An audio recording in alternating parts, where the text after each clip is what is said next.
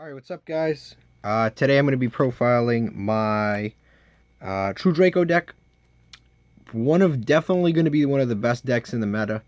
We're going to discuss why and how. The next set that's coming out is it's a set that a lot of the archetypes are going to get better a lot later. And truthfully, True Dracos is probably going to be one of the better decks coming up. But let's get started. Let's discuss things. We've got one copy of Dynamite Knight.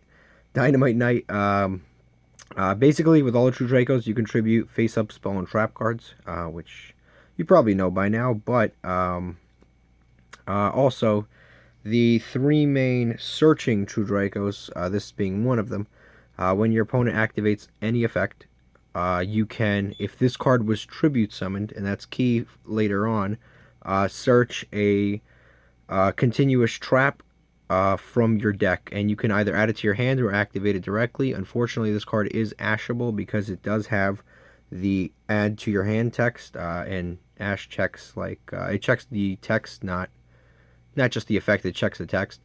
It's not what you choose, but it just yeah, you can still ash this basically, but still one of the better cards. Under diagram, it's 2800. It's very imposing.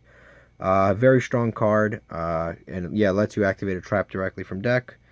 Next, we've got 3 copies, and it's at 1, so we would play 3, but we cannot. 3 copies of Ignis Heat.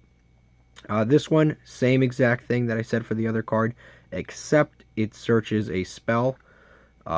Basically, yeah, it searches a spell. You can add it, or you can activate it directly. It's up to you. It's situational. Definitely, if you get evenly matched, you definitely you definitely want to add all of this stuff to your hand. That's what evenly matched is one of the best ways to beat this deck. So when they do evenly match, you definitely 100% want to add, if you have multiples of, like, you have like 1 Ignis and a Dynamite, you definitely want to add this stuff to your hand. You got to play next turn somehow. 2 copies of Majesty's Maiden. Same exact thing I said for the last 2, but it searches a monster. 1 copy of Metaltron, number, I don't know what number that is, 12. The True Draco Combatant. A lot of people call him Jesus Christ. He is crazy. He is amazing. Yeah, that's what they call him at my locals. He requires 3 tributes, so he's like Masterpiece, but not quite as good. Better in some ways, worse in some ways. He requires 3 tributes. Can't avoid that. Have to be 3 tributes. If you tribute, let's say, for every card that you tribute, you can tribute monsters, spells, and traps. Have to be continuous, but it gains an additional effect for each type of card tributed. Well, not an effect, but an immunity. So basically, if you tribute a monster, it can't be destroyed by monster effects. If it or affected by monster effects. If it is you tribute a spell, it's unaffected by spell. So basically, it's unaffected by the type that you tribute. So if you tribute monster, trap, and spell, this card is basically unbeatable. And the only way they can get rid of it is destroyed by battle. But it's 3000 attack, so it's pretty strong. Also, diagram protects it from battle 1 time. So it's kind of like Masterpiece, but it doesn't get to pop, unfortunately, and it doesn't. Yeah, it doesn't get to pop. I'd say that's one of the biggest problems with this. And then it requires 3 tributes, which is a little frustrating. But this can be your win condition. We only play it as at 1, so, you know, when you draw it, you draw it. When you don't, you don't. Next, we've got 2 copies of Yugioh. We're trying to keep our monster count extremely low. At first, I considered this because it searches a worm. But I ultimately went with Yugioh over this and Inspector Board because we have access to both. I like Yugioh a lot better. Basically, when it's normal summoned, monster effects can't be activated except for spirit effects, like spirit monsters, which is great because no one plays spirits. Unless you, I mean, you might get mashed up against Shino birds, like if you really get unlucky. But most of the time, your opponent can't activate monster effects, and that includes hand, graveyard, banished, everywhere. Cannot, and like once this card is like normal summoned, a normal summon doesn't start a chain. Automatically locked out. Very good against like the Thunder Dragon board because it just like locks them out. They can't They can't chain Herratic. They can't chain anything. You didn't start a chain, just summon a monster, and it goes into effect immediately. So it's really good against a lot of decks, and it protects you from hand traps. We played it too because we don't really want to brick, like we don't want to have too many monsters in our deck, and because we do play Card of Demise, we don't want to brick. And this card interacts really well, quite generally, with Card of Demise, because you get to choose your chain links at the end phase, so you can activate Card of Demise, and you have this, for example, on your side of the field. End phase, you can say, all right, I want to resolve Card of Demise first, and then I want to resolve this to bounce to my hand. So you never really lose this with Card of Demise, which is really cool. But definitely we want to keep our monster count low for Card of Demise. Those are our monsters. Those are my choices. I like this card a lot better than Inspector Boarder, because Inspector Boarder sometimes actually ruins things for you, and it backfires. But I mean, it's up to preference. I like this card better. Off to the spells. We've got 3 copies of Dragonic Diagram, one of the best field spells ever printed. All True Draco and True King monsters gain 300. Additionally, they're protected from battle 1 time each turn, and also you can destroy a card, and this is one of the most crazy effects. And then search a True King or True Draco card. It searches basically your entire archetype, the monsters, the spells, the traps. It basically searches everything, and it fuels a lot of the other effects, because when cards are destroyed, you get additional effects. So it really is a grand enabler of this deck. As long as this card is at 3, this deck will always be playable, no matter what else they hit. Then we've got 3 copies of True Draco Heritage. All of the spells, when they're destroyed, they get to pop a spell or trap card, and every True Draco spell and trap card has an effect where you can immediately after the card resolves tribute summon a monster. All of these spells and traps have this effect, but basically, it basically, the spells give you an extra normal summon, but it has to be like a tribute summon. But it basically give you an additional normal summon for your turn, and then each of them have a different effect in the beginning. Basically, this card, for every True Draco monster, spell, and trap destroyed this turn, it can draw cards up to the amount of cards destroyed. So for Diagram, for example, if you're planning to destroy a True Draco card in your hand, definitely make sure to set it, destroy it, and then activate this so you still get the draw. But basically, for every card sent from field to graveyard, you get to draw cards up to that number of cards. Insane, like how many cards you can draw. You can draw sometimes 3-4 cards off this card, which is really cool. And it gives you an extra summon, and then when you summon it, you get to pop a card. Then we've got Disciples of the True Draco Phoenix. Basically, same effects. Get an extra tribute summon, and then you can destroy a card if it's sent from field to grave. It has to be sent to the grave. But yeah, from field to grave, you get to destroy a spell or trap card, and then its first effect, target 3 True Draco cards or True King cards in your graveyard, shuffle them to the deck, draw a card. Again, fuels everything. It's awesome. Now we've got to the generic spell draw engine. We've got 3 copies of Card of Demise. One of the most broken cards for this deck. It's insane how well it fits, how abusable it is, because you can't special summon, and you draw up to 3 cards, but you set all your cards and you don't special summon anyway, so it just doesn't negatively impact your deck in any shape or form. The only time it's bad is when you draw too many monsters. Next, we've got 3 copies of Pot of Duality. Again, you don't special summon, who cares? The only thing that is like a restriction is that it's once per turn. That is about it. Other than that, this card just doesn't negatively impact you in any way. The only card that got hit for us, Terraforming. The hit hurts a little bit because the field spell is like the main engine of the deck.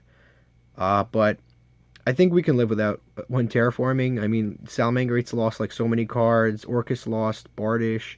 What's it called? Sky Striker's lost. Multi-roll. I think we'll live with one Terraforming. Then we play 1 Pantheism of the Monarchs. We play 7 total Monarch cards. So this card basically send a Monarch spell trap card from your hand to the graveyard, draw 2 cards, which is already amazing. And then also it has a graveyard effect. You can banish this card. You can banish this card from the graveyard, and then reveal 3 Monarch cards, and then your opponent picks one of them. But you can fix it that you basically get what you want every single time. And then we play beautiful 3 copies of Monarch Stormforth. Again, another very good card for this deck because it lets you tribute your opponent's monster as if it was your own, and it really is helpful because it doesn't it's complete non-targeting removal. It can help get over some seriously imposing monsters. And it doesn't target. You just tribute your opponent's monster, and it's as if it is your own monster. So it's not. It doesn't affect the card in any way. So you can even tribute cards that are unaffected. For example, by spell effects.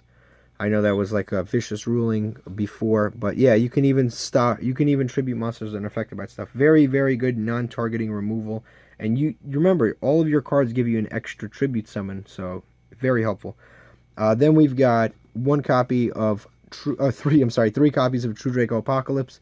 Just like the spells, they have the ability to give you an extra normal summon, and it's a trap, so most of the time you'll be doing it during your opponent's turn. But additionally, this card can have all your opponent's attack and defense, which is non-targeting, and all you have to do is pop a card to do that. But also, the trap cards, when they go to the graveyard, they pop a monster, which is really helpful. This deck can go first or second. It's very versatile, and it's very scary to face when you are not prepared. Then we've got True King's Return. Basically, this card has the exact same text as Apocalypse, but it lets you bring back a monster. True Draco or True King monster. Come on, it's a True Draco monster. And you special summon in defense mode, and for the rest of the turn, you can't special summon monsters. You don't special summon monsters anyway, but it also has the destroying a monster your opponent controls, and it also has the tribute summon during your opponent's main phase. But you got to keep in mind that where did I put those guys? Where in the world did they go? Oh yeah, our True Draco monsters. You got to keep in mind they can only activate their effects to search or set directly to the field if they are tribute summons. So you can't bring them back, set them in defense mode, and be like, all right, now I'm gonna go ahead and activate their effect when you activate a card. They have to be tribute summoned to activate that effect. Next, we've got 3 copies of the Monarch's Erupt, basically skill drain. One of the best cards in the deck. It's why I play Pantheism, because we play 7 Monarch cards. We go through our deck so fast that Pantheism just makes sense. Basically, you have to have no cards in your extra deck, which we don't have one, to activate this card.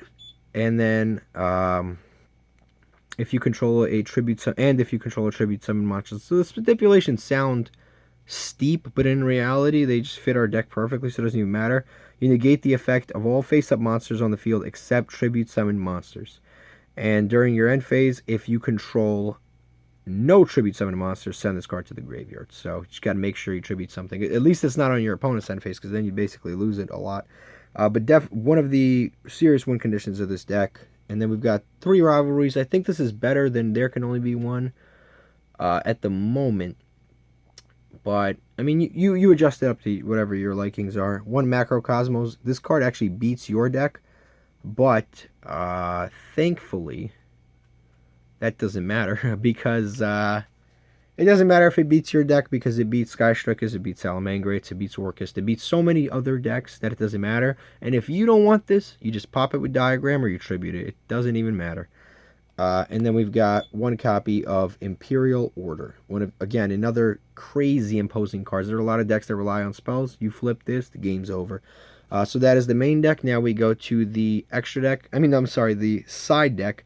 And this is where I think True Dracos shine, or the real innovation in True Dracos comes.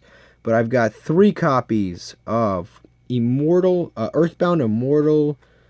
I don't even know how to say it. Chagrayuga. But basically, what you can either play this or the Wicked Eraser. It's up to these. The last one, I'm just leaving. It's up to your choice, really.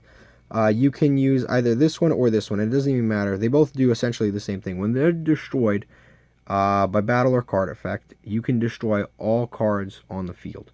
So basically, the reason you play this in your extra deck is because this is only good going second. But this is pretty darn good against the end board of Thunder Dragons. It's actually good against a lot of end boards, including like Orcust and stuff, because you activate Diagram. most of the time they'll let one diagram through because they know you might have a card of demise or something else, so they'll let a single diagram go through. You activate diagram, you pop this in the hand, you search your card, and then you trigger this, and you destroy all cards on the field. So you lose the diagram, but you have basically a full hand, and you've destroyed everything on the field, non-targeting. It's like a dark hole that you dark hole and a heavy storm that you trigger with a diagram, which is really, really scary.